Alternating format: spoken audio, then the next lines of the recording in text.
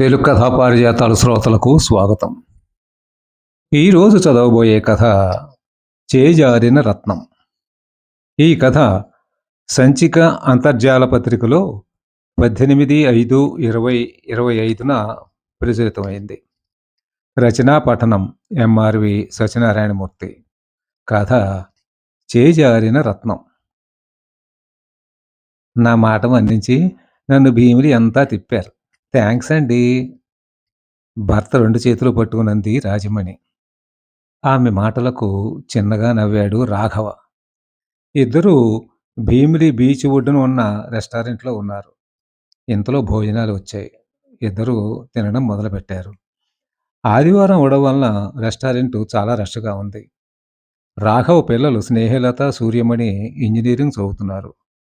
భీమిలీలో తాము చూసిన Dutch governor గారి బిల్డింగు, బౌద్ధారామాలు, సెయింట్ పీటర్స్ చర్చి, మిగతా దేవాలయాలు అన్ని ఫోటోలు కూడా పిల్లలకు పంపింది రాజమణి. కూతురు స్నేహలత ఫోన్ చేసింది.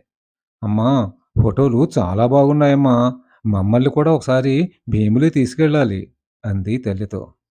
అలాగే, తప్పకుండా నిన్ను చెల్లాయిని తీసుకెళ్తాం. నాకు కూడా బాగా నచ్చింది ఈ ఊరు అంది రాజమణి. భోజనం చేస్తూ కూతురుతో మాట్లాడుతోంది ఆమె. రాఘవ భోజనం ముగించి చేతులు కడుక్కోవడానికి వాష్ బేసిన్ దగ్గరకు వెళ్ళాడు. అప్పుడే చేతులు కడుక్కుని నాప్కిన్తో తుడుచుకుంటూ పక్కనున్న ఆవిడతో మాట్లాడుతూ వెళుతున్న కనకాంబరం రంగు పట్టు చీర ఆవిడని చూసి కంగు తిన్నాడు రాఘవ. ఆవిడ రాఘవను గమనించలేదు. రాఘవ గుండె వేగంగా కొట్టుకోసాగింది. నెమ్మదిగా వెనుదిరిగి మరోసారి ఆమెను చూశాడు. అవును, ఆమె, సందేహం లేదు అని నిర్ధారించుకున్నాడు.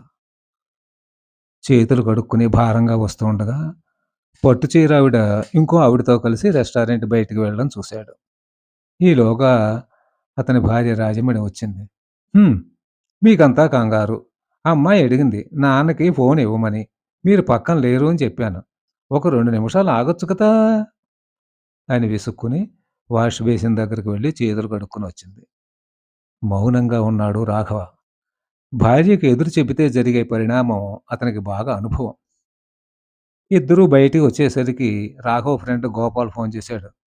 సారీ రాఘవ, అర్జెంటుగా వైజాగ్ వెళ్ళవలసి వచ్చి నీకు కంపెనీ ఇవ్వలేకపోయాను. ఇప్పుడే నేను ఇంటికి వచ్చాను. ఆటో మీద మా ఇంటికి రా, మాట్లాడుకుందాం అన్నాడు గోపాల్. అతను అక్కడ తహసీల్దార్గా పనిచేస్తున్నాడు. అలాగే అని ఫోన్ కట్ చేసి ఆటో మీద గోపాల్ ఇంటికి వెళ్ళాడు రాఘవ భార్యతో కలిసి. గోపాలు ఎంతో ఆదరంగా ఆహ్వానించాడు దంపతులిద్దరిని. సారీ చెల్లెమ్మ, మా కొలీగ్ కూతురు పెళ్ళి, అందుకని వైజాగ్ వెళ్ళవలసి వచ్చింది అన్నాడు గోపాల్ రాజమణితో. అయ్యో, భలేవారే అన్నయ్య, మేము ఏమీ అనుకోవడం లేదు, మీది ముఖ్యమైన పని కదా అంది రాజమణి. గోపాల్ భార్య రాధిక కూడా వచ్చి సారీ అండి అంది. తర్వాత నలుగురు కొద్దిసేపు కబుర్లు చెప్పుకున్నారు. మీరు కొద్దిసేపు విశ్రాంతి తీసుకోండి, సాయంత్రం చిన్న మీటింగ్ ఉంది, దానికి వెళ్దాం. తర్వాత మిమ్మల్ని నా కారులో వైజాగ్ పంపిస్తాను అని వాళ్ళకి గెస్ట్ రూమ్ చూపించాడు గోపాల్. ఏసీ ఆన్ చేయగానే వెంటనే నిద్రపోయింది రాజమణి. రాఘవ పట్టుచీర ఆవిడ గురించే ఆలోచిస్తున్నాడు. కొన్ని సంవత్సరాల క్రితం చూసిన మణి ఇక్కడ కనిపించడం అతన్ని చాలా ఆశ్చర్యానికి గురిచేసింది. అలా కళ్ళు మూసుకోగానే గతం కళ్ళ ముందు కదలాడింది. పెళ్లి చూపులకు వెళ్ళి వచ్చి గడప తగిలి పడబోయి తమాయించుకున్నాడు రాఘవ. అదేమిట్రా అలా పడ్డావు? తండ్రి అడిగితే అబ్బే పడలేదు నాన్న, ఏదో ఆలోచిస్తూ నడిచాను అంతే, కొంచెం జర్క్ ఇచ్చింది అని సమాధానం ఇచ్చాడు రాఘవ. పెళ్లి కూతురు మణి అతనికి బాగా నచ్చింది. అందం, వినయం కాకుండా మణి చక్కని పాటలు కూడా పాడటం రాఘవ కుటుంబ సభ్యులందరినీ ఆకట్టుకుంది. కట్న విషయంలో బెట్టు చేయవద్దని తండ్రికి ముందే చెప్పాడు రాఘవ. మండల పరిషత్ ఆఫీసులో గుమాస్తాగా పనిచేస్తున్న రాఘవ శేషగిరి ఏకైక కొడుకు. అతని పెళ్లి పేరుతో 2 లక్షల కట్నం వరకు రాబట్టాలని ఆశించాడు శేషగిరి. 50,000 కట్నం, 4 తులాల బంగారం మాత్రమే ఇవ్వగలమని మణి తండ్రి జగన్నాథం చెప్పారు. ఎట్టకేలకు కొడుకు బలవంతం మీద దానికి అంగీకరించాడు శేషగిరి. ఇరు వర్గాలు తాంబూలాలు కూడా మార్చుకున్నారు. మాఘమాసంలో పెళ్లికి ముహూర్తం కూడా ఖాయం చేసుకున్నారు. ఒకరోజు సాయంత్రం పార్కుకు వెళ్లి ఇంటికి తిరిగి వస్తున్న శేషగిరిని లైట్ లేని ఆటో గుద్దేసింది. కింద పడిపోయాడు. కుడి చెయ్యి విరిగిపోయింది. హాస్పిటల్‌కి వెళ్లి కట్టు కట్టించుకుని ఇంటికి వచ్చి శేషగిరి కొడుకు మీద ఎగిరి పడ్డాడు. "ఒరేయ్! ఆ పిల్ల సంబంధం మనకొద్దురా బాబు. మొదటిసారేమో నువ్వు ఇంట్లో పడబోయావు. రెండోసారి నాకు చెయ్యే విరిగింది. ఎందుకో ఆమె నష్టజాతకురాలనిపిస్తోంది. ఆ! పెళ్ళయ్యాక ఆ పిల్ల మన ఇంటికి వస్తే ఎవరికి ఏమి జరుగుతుందో అని నాకు బెంగగా ఉంది. వద్దురా బాబు" అన్నాడు రాఘవ. రాఘవతో. రాఘవ తల్లి వసుంధర కూడా భర్తకి ఒత్తాసు పలికింది. ఎందుకంటే ఇప్పుడిద్దరికి జరిగింది. తర్వాత జరగబోయే అనర్థం తనకే అని ఆమెకి భయం వేసింది. రాఘవ తండ్రి మాటలకి చాలా బాధపడ్డాడు. అందాలు రాసి చక్కని గాయని తనకి భార్య అవుతోందని ఎన్నో ఆశలు పెట్టుకున్నాడు. 2 రోజులు గడిచినా తల్లి, తండ్రి అదే విధంగా పోరుతూ ఉంటే బలవంతంగా వారి నిర్ణయానికి కట్టుబడిపోయాడు రాఘవ. మధ్యవర్తి ద్వారా పెళ్లి సంబంధం క్యాన్సిల్ చేసుకుంటున్నామని కబురు చేశాడు శేషగిరి. మణి కుటుంబ సభ్యులు చాలా బాధపడ్డారు. ఆ మరుసటి నెలలో రాఘవకి తణుకు బదిలీ అవ్వడంతో అందరూ తణుకెళ్ళిపోయారు. మాఘమాసంలోనే రాజమణితో రాఘవకి పెళ్లి జరిగింది. 2,00,000 కట్నంతో. శేషగిరి ఆనందపడ్డాడు. రాఘవ రాజీ పడ్డాడు. ఎందుకంటే రాజమణి అందం, గొంతు కూడా అంతంత మాత్రమే. పైగా కట్నం దండిగా తెచ్చానని రాజమణి అందరిపై అథారిటీ చెలాయిస్తుంది. అందుకే రాజీ పడ్డాడు రాఘవ. సాయంత్రం 4 గంటలకు గోపాల్‌తో కలిసి మీటింగ్‌కి వెళ్లారు రాఘవ, రాజమణి. భీమిలిలో ఒక సాహిత్య సంస్థ వారు కథల పోటీ పెట్టి విజేతలకు బహుమతులిస్తున్నారు. గోపాలు ముఖ్య అతిథి. సంస్థ కార్యదర్శి రామకృష్ణ మాట్లాడుతూ, "ముందుగా ప్రథమ విజేత రత్నమణి గారిని వేదిక మీదకి ఆహ్వానిస్తున్నాం" అని అన్నాడు. మధ్యాహ్నం రాఘవ్ కనిపించిన పట్టు చీరావిడ వేదిక మీదకి వచ్చి కుర్చీలో కూర్చుంది.